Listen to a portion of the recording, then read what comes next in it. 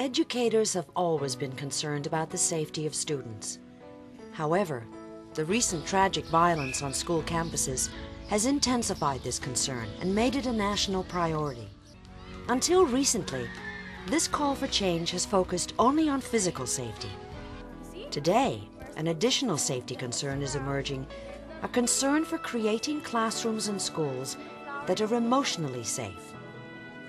Providing emotional safety can be defined as creating an environment for learning in which all students, regardless of backgrounds, abilities, learning styles, or other diversities, have an opportunity to succeed academically, socially, and personally.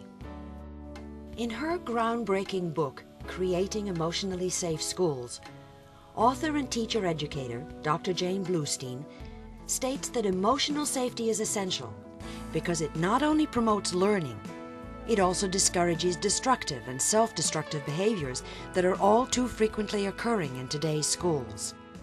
To begin, we asked Dr. Bluestein if this concern for emotional safety is a result of new and different challenges facing today's educators. Having been in the system for a couple of decades, I always get a kick out of talking to teachers now who have been around for a while and talk about the good old days.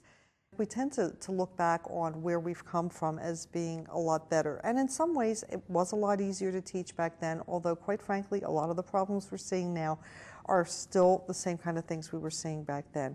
We are seeing more extremes. We're seeing kids acting out in ways that we never saw back then, or very rarely saw back then.